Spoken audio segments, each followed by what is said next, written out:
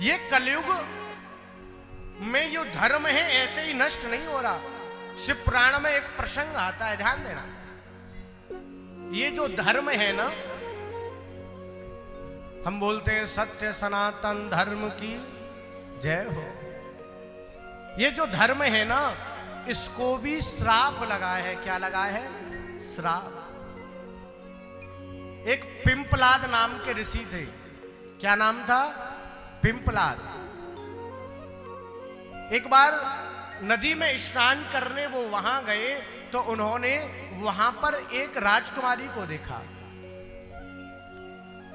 राजकुमारी को देख करके पिंपलाद के मन में भाव आया, मैं इस कन्या के साथ विवाह करूंगा। लोगों से पूछा, ये कुमार राजकन्या किसकी है? लोगों ने बताया, महाराज ये यहाँ के राजा की पुत्री है।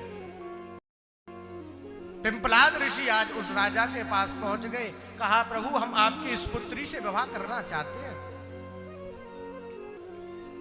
राजा ने अपने गुरुओं को बुलाया, विद्वानों को बुलाया, क्या करें? गुरुओं ने, संतों ने कहा, राजन ये ऋषि हैं, तुमने इनसे मना कर दिया, कहीं क्रोध में आकर के आपके पूरे राज्य को ये नष्ट न कर दें। इनके पास में तपोबल है, इससे अच्छा है कि आप अपनी कन्या का विवाह इनके साथ कर दें। राजा ने अपनी पुत्री का विवाह उनके साथ किया। पिंपलाद ऋषि के साथ वो कन्या रहने लगी और एक दिन वही कन्या जल भरने के लिए नदी के किनारे गई और उसी समय यह धर्म बढ़िया एक राजकुमार का स्वरूप बना करके रथ पे सवार होकर के आ गया। आकर के उस कन्या से कहने लगा, अरे राजकुमारी, तू उस निर्जन बाबा के साथ, उस पिंपलाद ऋषि के साथ में रहती है, अरे वो तुझे क्या सुख देगा? देख, मैं एक राजकुमार हूं, मेरे साथ चल।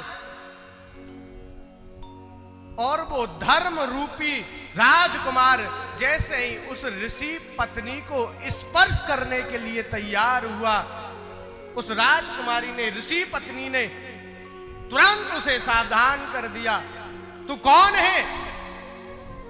किसी दूसरे की पत्नी पर कुदृष्टि डाल रहा है? मैं तुझे श्राप देती हूं, तू नष्ट हो जा। जैसे ही इस धर्म को उस पिंपलाद ऋषि की पत्नी ने श्राप दिया, राजकुमार बना हुआ धर्म अपने प्रत्यक्ष रूप में आ गया। देवी क्षमा करना, मैं तो आपकी परीक्षा ले रहा था और आपने मुझे श्राप दे दिया।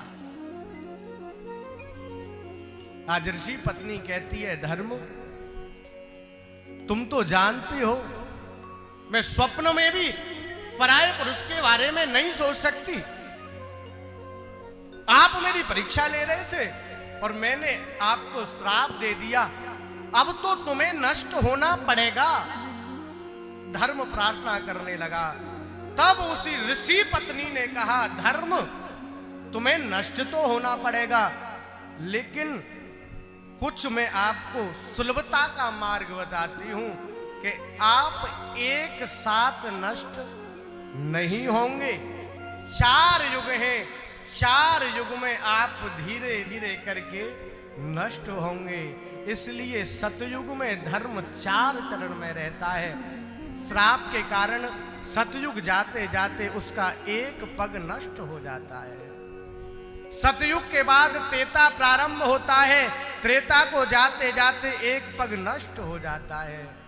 त्रेता के बाद द्वापर में एक पग नष्ट हो जाता है और कलयुग के अंत में जब अधर्म बढ़ता है, धर्म जब लुप्त होने की करार पर आता है ना, तब मेरे ठाकुर अवतरण धारण कर